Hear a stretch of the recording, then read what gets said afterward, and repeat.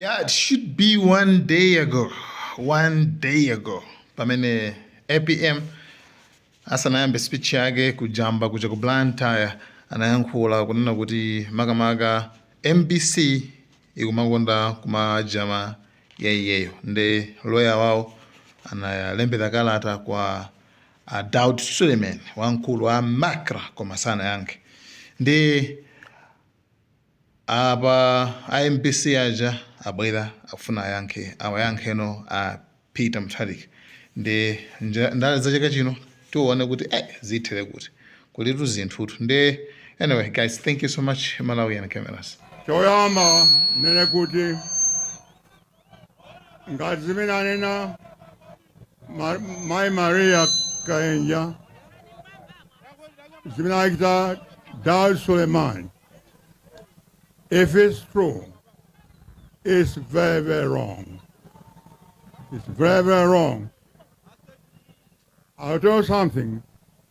4 weeks ago, my lawyer, Anin Bakar, Daud Suleiman, kumuda kuti zimene kuchita MBC program yawo kuti tukaena everyday castigate me asiye zimenezo kwa sana yanke nsoya ndiye tiona na pa September 16th. Galimoto msonkhanoso unatha mpaka na ndithu umaliza kubwereranso ali mu galimoto. Yes. Munadabwitsidwa Ide sidadabwa ichi chose kuti zimene zimachitika. Kwa mwina nsana pange komenti pazodabwazo nenechi fanchofunikira kwambiri fanthu ambiri sautimvetsetsa pano patimvetse. Khani ili ya A Peter Mutharika ndi candidate wawo wa DPP ndi wakuti iwo waja sali fit to govern this country. Is not fit to govern this country. Is not fit to be commander-in-chief. Why? It's because ndi wokalamba mphamvu zatha. Ndiye munthu ukakalamba usumagwira ntchito zolemetsa. More importantly, ntchito iyi si yakunyumba kwawo ni madamu awo ndi ana awo. Ntchito iyi njama lakitonse.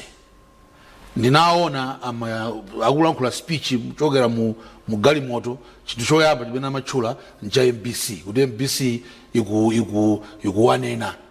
Ine sindinganene Mutharika, Amvula sanganena Mutharika, Kevin Pekasambo sindinganyoze ameja ni munthu wankulu. Ife kwathu pochoka alati pasamwambo tidakula kuti pasamwambo olemekeza anthu akuluakulu. Sitingabwere pano nkumaza nyoza Mutharika. Ine sinanyoze tsiku limodzi lomwe anthu kumene alili kwamvetsetse ine sindinganyoze nimalemekeza ni munthu wankulu. Citizen wa dziko lino, a senior citizen. Nimalemekeza kwambiri. Former president. Nimalemekeza kwambiri. Sindingachite chipongwe kuti nzanyoza nzibwera pano mazachita chipongwe. No. But iwo doesn't mask the fact that he is not fit to govern. Kwina kuli kose fitness ya atsogoleri, it's an issue. Nani naso kale pano. It's an, and I want him to understand. Kuti asatseke pakamwa anthu chifona kuti ali ni platform uyona kuzokatira nkula umatani ndiye kuti ife tisanene. He wants to be president of this country. Therefore, he must be subjected to scrutiny. And his major weakness, among the many weaknesses, is that he is not fit.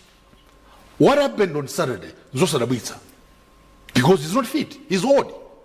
In the morning, he couldn't go to Mount Sochi to launch the manifesto because he was still resting. And nothing wrong with that. There's nothing wrong with that.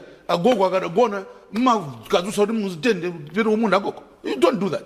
You let him or her sleep, rest.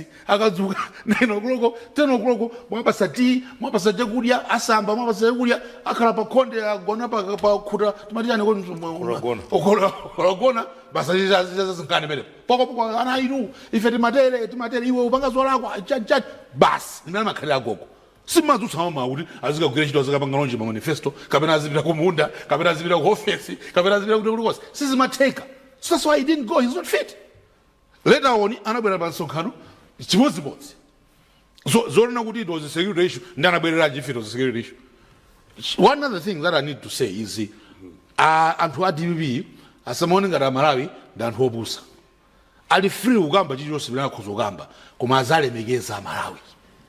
Azalemekeza. Akozonena kuti ena kunena kuti ife tilibe chifukwa Peter ndikavotera mweyo olo atakhala kuti ali pa stretcher. Ife ndikavotera mweyo. That's fine. That's what they want. But what about the majority? If I'm not saying nobody's going to vote for Peter Mutharika, other people are going to vote for him, but it's not right because mu nkhani zina Achakwera alonjeza mafumu kuti njinga zikubwera zosayendera mafuta koma zamagetsi.